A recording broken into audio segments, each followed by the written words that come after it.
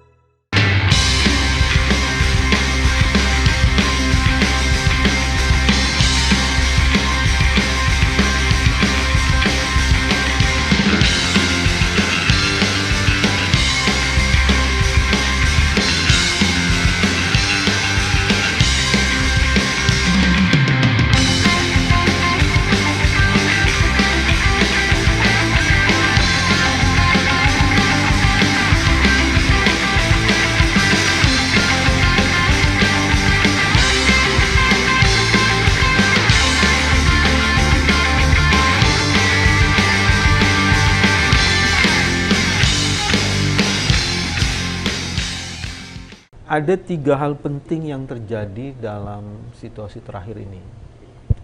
Yang pertama, pasca penetapan presiden, orang sekarang sibuk dengan bagaimana membangun postur kabinet. Itu bagian pertama. Tapi tiba-tiba muncul satu isu lain, bukan hanya postur kabinet. Postur itu sudah ditentukan oleh undang-undang. Kebutuhan akomodasi memerlukan revisi undang-undang. Dan ternyata itu juga muncul revisi lain. Mahkamah Konstitusi harus mendapatkan dampak dari putusannya. Itu muncul tuh, itu yang kedua. Tapi yang ketiga yang tidak kalah pentingnya, di tengah situasi lemdak ini, tiba-tiba muncul kebijakan-kebijakan yang makin menyengsarakan masyarakat. Dan poin ketiga itu yang mau kita diskusikan. Ya, biarlah postur kabinet itu diselesaikan oleh mereka. Revisi undang-undang di di DPR yang tiba-tiba ingin mereview undang-undang Mahkamah Konstitusi juga biarkan diserahkan ke mereka. Tapi kebijakan-kebijakan kekuasaan yang berkoalisi dengan kepentingan konglomerasi itu tiba-tiba masuk, dan itu terkonfirmasi melalui kasus PIK 2.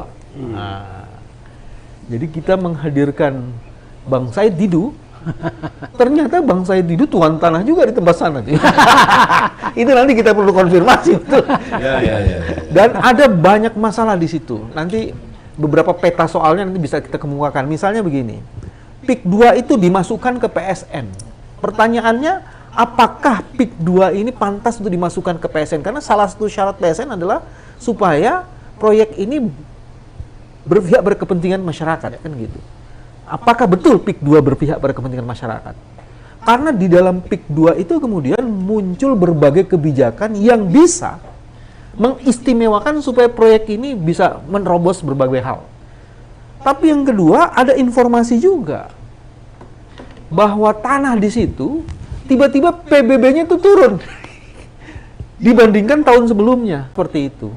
Bang Said sudah memulai datang ke sana dan mulai mempersoalkan semua. Mari kita kulik itu. Seberapa hebat masalah itu. Kira-kira itu. Tapi Bang Said kan bukan mempermasalah ke tanahnya yang dibeli dengan Belum paksa. tentu juga, nanti kita lihat. Saya yakin tidak berangkat dari situ. Karena Pangeran Diponegoro itu ketika dia berperang itu karena makam leluhurnya itu mau dilewati pembangunan jalan. Oh, wah. Ya, tapi itu cuma sebab toh perang yang dilancarkan dia adalah perang kemerdekaan, ya kan? Jadi perangnya perang mondial, perang nasional. Jadi saya tambahkan, jadi kalau Mas Bambang dikasih kesempatan awal itu membuat kita udah kehilangan bahan apa lagi. Jadi yang luar biasa adalah tiba-tiba viral, ya kan? Saya bilang dying, viral dying. Saya dulu marah-marah. Dan yang dimarahi itu adalah seorang yang kita tahu powerful. Negeri ini kan negeri para paman. Ah, ya. Ya, ya. Saya nggak mau menyebut yang lain ya. Sehingga wah ini luar biasa keberaniannya menyebut nama ini kan yang barangkali Mr. Untouchable ya kan, yang tak tersentuh. Dan itu viral kemana-mana. Wah ini konsekuensinya bagaimana? Bagaimana pula tiba-tiba harus berhadapan dengan teman kita sendiri namanya Haris Azhar.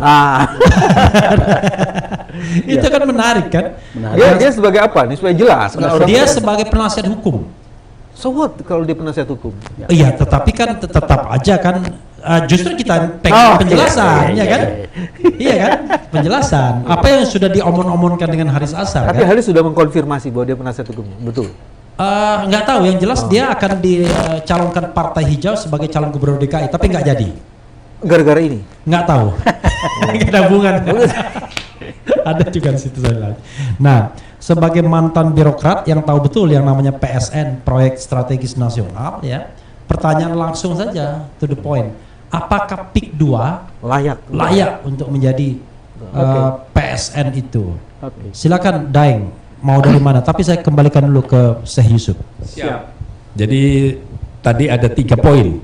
Yang pertama disampaikan oleh Mas Bambang, tapi nampaknya kita mengarah kepada poin ketiga saja.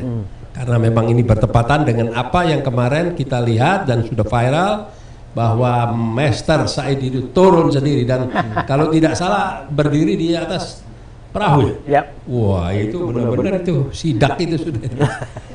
Gimana sih kejadiannya itu? Jadi Daeng, kita runut ini saja. boleh nggak saya ikut panggil Daeng? Nggak ada batas usia ya? Nggak ada ya? Nggak ada ya? Daeng itu bisa untuk orang yang lebih muda, lebih tua. Ya, ya. Oh gitu ya? Ya.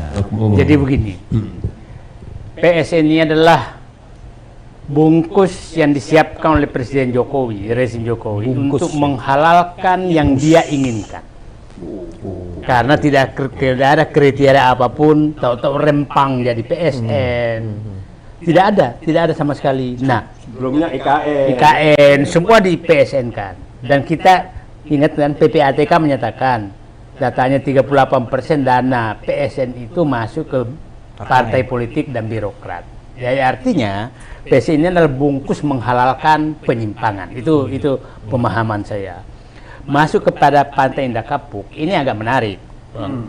Ini 2 hari setelah pengumuman Mahkamah Konstitusi atas kemenangan Prabowo Gibran, langsung diumumkan Pantai Indah Kapuk dan BSD menjadi proyek strategis nasional. Publik harus paham, Pantai Indah Kapuk itu daerah super elit. Biar kita runut berarti tanggal 22 April itu ya? Ya. Karena putusan MK 20 April. Betul. Oke. Nah, jadi kalau ada yang menduga apakah ini pembayaran terhadap sesuatu, bisa saja menduga. Kenapa langsung diumumkan? Dan kita tahu kan siapa sih pemiliknya PIK, siapa pemiliknya BSD, kan publik paham semua, gitu kan? Publik paham semua. Nah, jadi tidak salah kalau bisa menduga inikah bayaran bagi mereka. Nah, Pak Yusuf, saya bisa bayangkan supaya orang paham, Pantai Indah Kapuk itu adalah super elit, harga tanah di sana 40 juta per meter persegi. BSD itu dulu dibebaskan sekitar 90-an, itu 85-an, 80, itu 6.000 rupiah per meter. Sekarang di situ yang paling elit 20 juta. 20 juta rupiah. Nah, penutusan PSN, PIK ini sampai PIK 10. Setelah keluar bahwa proyeknya PIK 2, maka semua namanya PIK 2. Itu ada di 8 kecamatan. ditanggapi. Jadi kalau ada PIK itu sudah jadi. Ya, Lalu PIK 2 sampai PIK 10 ada. ada, tapi sekarang menjadi PIK 2 semua. PIK 2 semua. Ya, karena nama proyeknya PIK 2. Oh, jadi PIK 1 katakanlah itu sudah Ya, completed, itu udah di Itu execute. Oke. PIK 1 ini di Jakarta. Sorry, yang masuk ke PSN yang mana nih? Semua dinyatakan PIK 2. Oh, Ya, PIK 2 sampai 10 itu namanya Nggak ada PIK 2. batasnya. PIK satunya tidak Enggak masuk. Oke. Udah selesai kan? Dan dulu PIK 2 itu hanya sampingnya PIK 1 itu. Yang masih masuk DKI.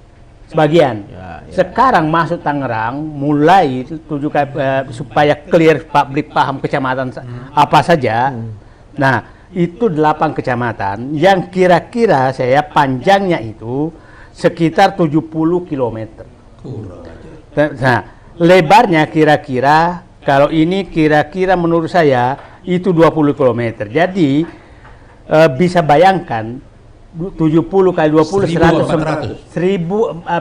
140.000 hektar. 140.000 hektar. 100.000 hektar. Nah, kira-kira. Nah, itu mulai kan Teluk Naga, terus Kosambi itu daerah bandara. Kemudian Paku Haji, Sukadiri itu yang sudah mendekati kota. Kemudian Mauk, Kemiri, Kronjo, Mekarbaru. Ada lagi satu kecamatan yang sudah masuk Serang. Ada berapa kecamatan tuh, Bang Said? 8 di Tangerang, 1 yang Serang. Nah, ini panjangnya kira-kira 7.000 kilometer, 770 kilometer. Nah, bayangkan ada konglomerat yang disuruh membebaskan lahan, yang diberikan hak membebaskan lahan atas nama proyek nasional seluas 70 kali 20 kilometer. Nah, itu kalau dihitung-hitung kira-kira kalau 1 kilometer 1.000 hektar kan 1 hektar kan 10.000 meter. Iya. Kalau 1.000 hektar berarti 10 juta meter kan. Kalau 100.000 berarti 10 miliar meter. 10 miliar meter. Nah, yang menarik adalah ini prosesnya namanya lucu, Pak. Supaya clear aja. Bayangkan nama PT-nya itu sekarang itu selalu kalau bukan di dekatnya kantor Koramil, dekatnya lurah atau kantor polisi. Itu begini bunyinya. Kantor pembebasan lahan proyek ini didukung oleh Abdesi. Nah, coba bayangkan asosiasi pemerintahan desa turun menjadi ini masyarakat. Nah, endorser. Nah, coba bisa bayangkan, dan harga tanah di sana itu kira-kira harga pasar. Nah, harga pasar tuh kira-kira 200 sampai 500 per meter.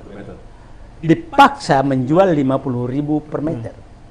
Nah, dengan Karena PSN tadi kan ada dalil nah setelah sebelumnya sudah terjadi, setelah PSN semakin berani melakukan itu, semakin berani, dan masyarakat di sana sudah sangat ketakutan karena tidak ada lagi teman masyarakat, RT, RW, lurah, desa, polsek, apapun partai-partai politik itu menjadi alat oligarki semua untuk menekan rakyat. Jadi bayangkan rakyat, Pak Yusuf bisa bayangkan, bisa saya menangis Pak membayangkan, orang ini kan sudah ada di situ sebelum Indonesia merdeka.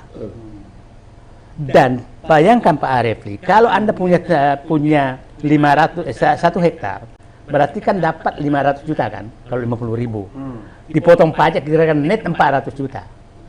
Dia kehilangan sumber kehidupan dan dia menjadi gelandangan. Kenapa? Dengan 400.000 nggak mungkin, di 400 juta nggak mungkin bisa beli di sana. Pasti beli tipe 36 di tempat lain, nggak ada kerjaannya. Nah, coba itu bayangkan rakyat diusir seperti itu.